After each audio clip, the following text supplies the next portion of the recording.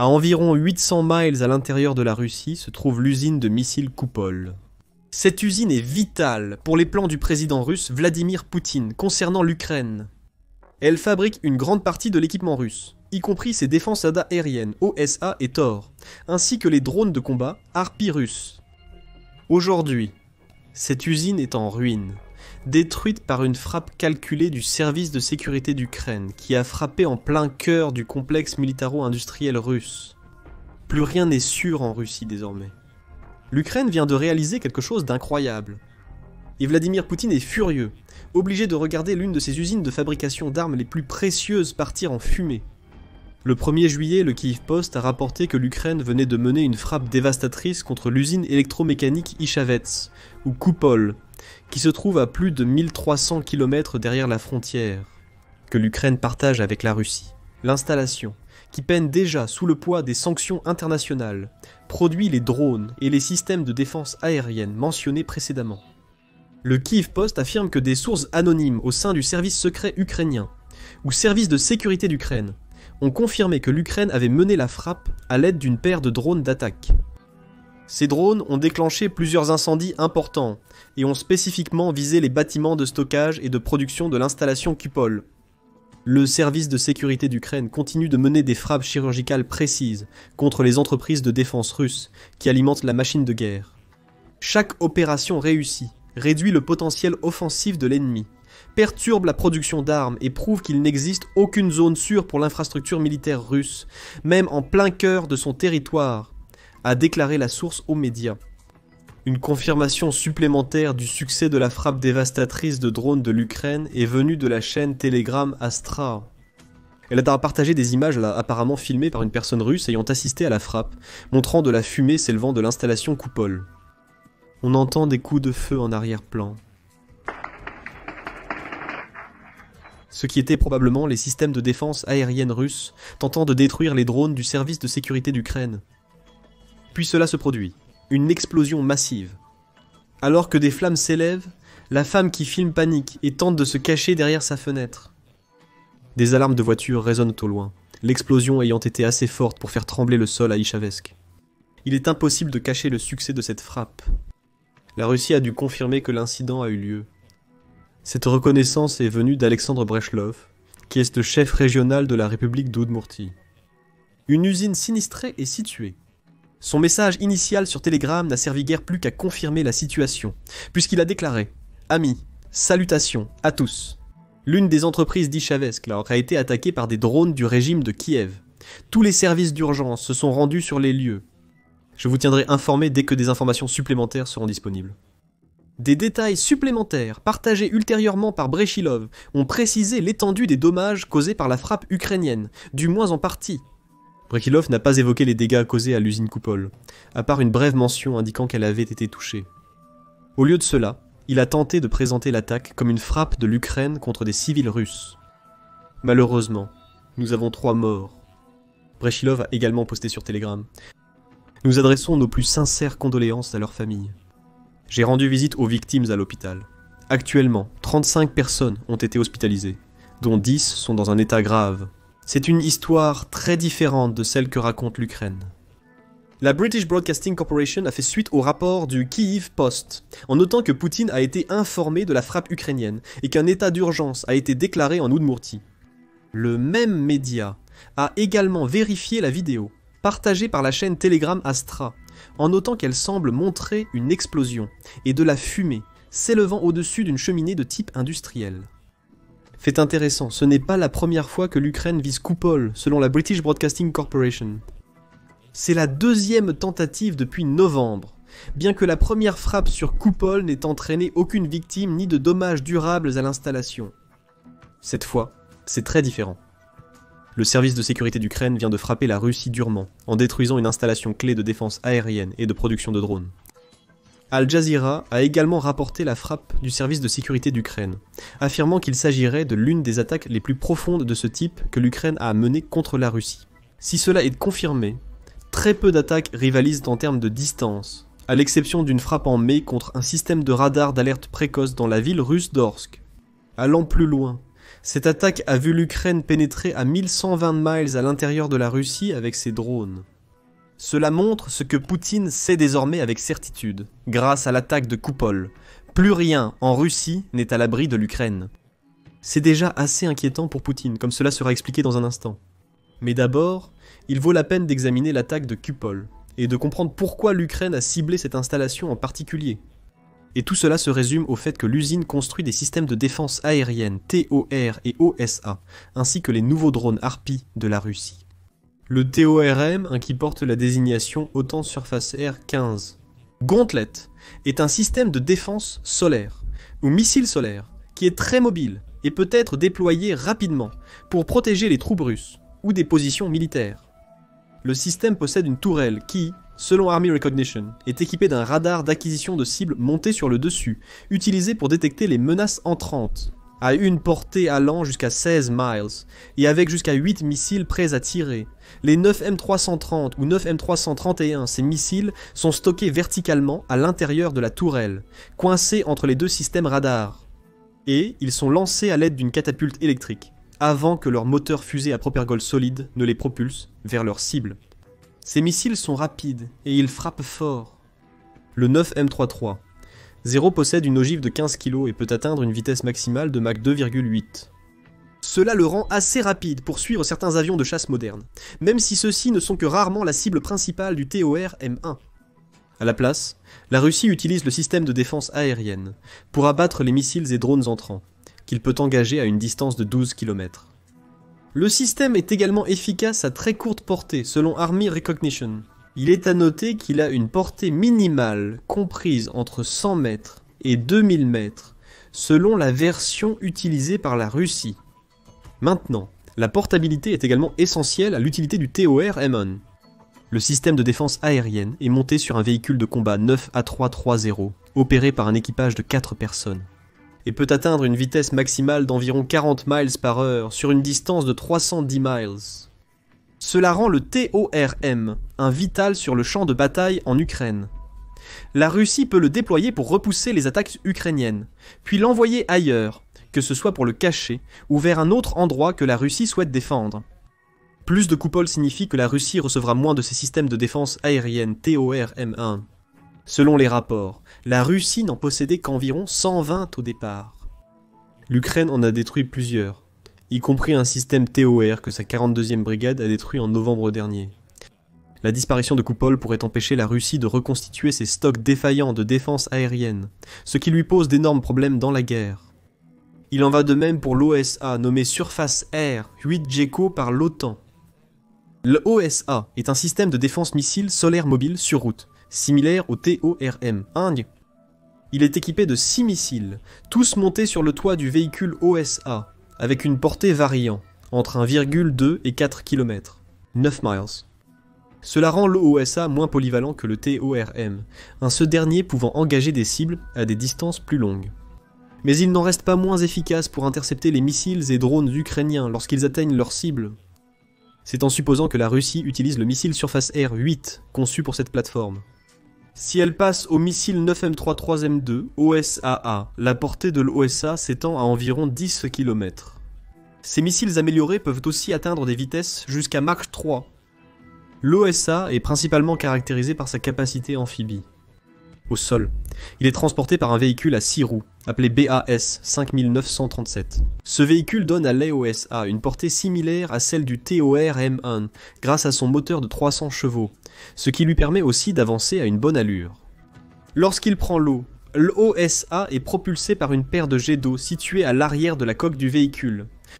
Cela signifie que la Russie peut utiliser l'OSA pour franchir des rivières et d'autres obstacles aquatiques, rendant le système de défense aérienne suffisamment polyvalent pour affronter la plupart des types de terrains que l'on trouve en Ukraine. Ce que la Russie possède avec l'OSA, c'est un équipement de défense aérienne complémentaire au TOR-M1. Le TOR offre à la Russie une bonne portée et une grande vitesse, assurant une excellente portabilité. L'OSA offre une portabilité similaire, avec en plus une capacité amphibie. Cependant, cela réduit la puissance, la portée et le volume des missiles. Des sources indiquent que la Russie disposait également d'au moins 390 de ces systèmes dans les stocks de ses forces terrestres, en 2024, ainsi que 20 pour son infanterie navale. Il se peut qu'elle n'en reçoive plus. L'usine qui les fabrique est désormais en ruine. Et enfin, il y a la Harpie. Alors que les drones Shahed que la Russie reçoit d'Iran et construit elle-même font souvent la une des journaux, la Harpie est un véhicule aérien sans pilote dangereux en soi. Reuters a été parmi les premiers à parler de ce drone en septembre dernier. 2024, en notant que son nom officiel est le Garpia Ai-1 et qu'il s'agit d'un drone kamikaze que la Russie peut utiliser pour attaquer les sites militaires ukrainiens. La Russie compte également sur la Chine pour fabriquer ce drone. Les composants achetés à Pékin sont essentiels à sa production, en particulier pour ce qui concerne le moteur du drone et les équipements de soutien.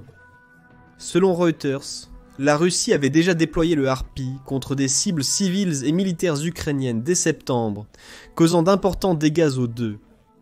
Au-delà de cela, la Russie garde les spécifications du Harpie secrètes. C'est probablement pour cette raison que la Russie, ainsi que la Chine, n'ont pas confirmé l'implication de la Chine dans la production du drone. Fournir plus d'informations donnerait aux enquêteurs des arguments qu'ils pourraient utiliser pour approfondir leurs recherches et confirmer que la Russie ne possède le Harpie que grâce à Pékin. Au moins, elle avait des Harpies. Comme avec le TOR-LMEUN et l'OSA, l'Ukraine vient de décimer la capacité de la Russie à fabriquer ces drones terrifiants. Et cela couvre les pertes tangibles subies par la Russie grâce à l'attaque dévastatrice du service de sécurité d'Ukraine contre l'usine de missiles Kupol. Bien qu'aucun de ces trois systèmes n'ait été détruit directement, du moins à notre connaissance. L'Ukraine vient de rendre la tâche beaucoup plus difficile à la Russie pour les construire. Cependant, l'impact réel de cette frappe se fera sentir plus profondément dans la guerre, mais à quel degré ? Considérez quelque chose qui a été mentionné plus tôt dans la vidéo. Le fait que le service de sécurité d'Ukraine frappe à plus de 800 miles au cœur de la Russie démontre qu'aucune zone de la Russie n'est plus sûre désormais. Et cette démonstration fait peser une pression énorme directement sur les épaules de Vladimir Poutine. En fait, cette pression était déjà en train de se développer. Début juin, l'Ukraine a lancé l'opération Toile d'araignée, attaquant avec des drones 4 bases aériennes russes et détruisant environ un tiers des bombardiers russes. Au passage, le service de sécurité d'Ukraine a joué un rôle important dans cette attaque, et plus de détails sont disponibles dans cette vidéo associée. Comme pour la frappe de Kupol, l'opération Toile d'araignée a prouvé à la Russie que l'Ukraine pouvait la frapper en profondeur sur son propre territoire, bien que d'une manière différente. Quoi qu'il en soit, Poutine fait face à une pression immense de la part des faucons du Kremlin depuis lors. Le 18 juin, le Kyiv Independent a rapporté que certains de ces faucons étaient tellement sous le choc après l'opération Toile d'araignée qu'ils exigeaient que Poutine déclare la guerre totale à l'Ukraine. Attends, le dirigeant russe ne l'a-t-il pas déjà fait ? Techniquement, non. Bien que l'invasion de l'Ukraine par la Russie était clairement une déclaration de guerre, Poutine ne l'a jamais officiellement nommé ainsi. À la place, il qualifie la campagne de la Russie d'opération militaire spéciale, car il essaie de présenter son agression comme une tentative de réunir le peuple unique d'Ukraine et de Russie. Les critiques du Kremlin à l'égard de Poutine affirment maintenant que l'opération militaire spéciale Monica ne va pas assez loin. Ils sont furieux contre leurs dirigeants pour avoir permis la poursuite des frappes ukrainiennes en profondeur, selon le Kiev indépendant. Ces partisans de la ligne dure du Kremlin pensent que seule une déclaration de guerre totale permettrait l'escalade nécessaire à la Russie pour vaincre l'Ukraine. Avec la Russie en guerre, ils soutiennent que Poutine pourrait mettre en œuvre une mobilisation générale de la population russe. Utiliser des frappes de missiles plus sévères pour frapper l'Ukraine et dans le pire des cas, déployer même une arme nucléaire tactique en Ukraine. Poutine retient ses appels. Un employé du gouvernement, cité par le Kyiv Independent, affirme que le cercle rapproché de Poutine l'a convaincu que déclarer la guerre est une mauvaise idée. La mobilisation compromet la stabilité économique, et pourquoi serait-elle nécessaire maintenant ? Nous disposons de missiles calibres et de volontaires. Les ressources ne sont pas encore épuisées, a affirmé l'employé. Mais il y a une autre raison pour laquelle Poutine résiste à ses efforts, selon Carolina Heard de l'Institut pour l'étude de la guerre, qui s'est exprimée auprès du Kyiv Independent le 22 juin. Éviter une déclaration de guerre officielle permet à Poutine de se protéger. Poutine s'est protégé dans cette guerre en séparant les effets directs du conflit de la majorité de la population russe, affirme Heard. Mais quand cela déborde et touche une plus grande partie de la population russe, les problèmes s'aggravent pour lui. Ces appels jettent une lumière différente sur la frappe de Koupol en Ukraine, ce qui, en surface, semble n'être guère plus qu'une attaque contre les armes russes. La capacité de production va bien plus loin. Le service de sécurité d'Ukraine sait que davantage de frappes en profondeur exercent une pression sur Poutine. Ils attisent le feu que les durs du Kremlin ont déjà allumé pour une déclaration officielle de guerre. Avec cette déclaration vient la mobilisation, car la population russe est forcée d'accepter le fait que Poutine a essayé de leur cacher depuis le début. L'opération militaire spéciale a échoué. Poutine ne peut pas se permettre de faire cet aveu, car le soutien à son invasion de l'Ukraine est déjà fragile. Le Conseil de l'Atlantique a qualifié ce soutien de consensus réticent en décembre dernier. En 2024, il est à noter que le soutien à la guerre de Poutine fluctue entre 60 et 75%, selon l'institut de sondage qui réalise les enquêtes. Cependant, le Conseil souligne que les guerres précédemment lancées par Poutine ont été relativement indolores pour le Russe moyen. Ce n'est pas le cas avec l'invasion de l'Ukraine. La Russie a subi plus d'1 million de pertes depuis février 2022, ce qui signifie que la guerre a déjà touché plusieurs millions de personnes à l'intérieur du pays. Ceux qui ne sont pas en première ligne connaissent probablement quelqu'un qui l'est, ou ont perdu une personne qui leur était proche. Avec des frappes comme celle de Koupol et l'opération Toile d'araignée, la guerre commence à avoir des répercussions chez nous. Même avant ces frappes, le journal de la démocratie affirmait que les Russes se lassèrent de l'invasion de Poutine en février. Il citait une enquête de septembre 2024, notant que 47% des Russes estiment que l'opération militaire spéciale a causé plus de tort que de bien. Seulement 28% ont déclaré que la campagne avait apporté plus de bénéfices, tandis que le reste était resté neutre. Avec Koupol, l'Ukraine a exercé plus de pression sur Poutine. Soit il cède à l'appel de déclarer officiellement la guerre à l'Ukraine, ce qui met en colère la population russe en ouvrant la possibilité d'une mobilisation générale. Ou bien il continue de résister à la guerre et doit attendre. Sachant que la colère gronde sous la surface et grandit à chaque frappe réussie de l'Ukraine. Alors que toute cette pression monte, Poutine essaie d'organiser une offensive massive cet été en Ukraine. Et c'est là qu'intervient un autre point mentionné plus tôt dans la vidéo, la réduction du potentiel offensif de la Russie. Selon Cable News Network, l'objectif de l'offensive estivale de Poutine est de réaliser des gains territoriaux, principalement dans les oblasts de Soumy et de Donetsk. Il a rassemblé de nombreux soldats pour cette tâche. À Soumy, 50 000 soldats tentent de créer une zone tampon pour protéger les frontières de la Russie contre toute tentative future de l'Ukraine, quelque chose comme la contre-invasion maudite de 2024. À Donetsk, Poutine a rassemblé 110 000 soldats près de la ville clé de Pokrovsk, où il y a maintenant 50 affrontements par jour. Cable News Network dit qu'il y avait 70 000 soldats dans cette région en décembre dernier, ce qui démontre que Poutine intensifie sa campagne de Donetsk cet été. Alors, où s'inscrit la frappe de Koupol dans tout cela ?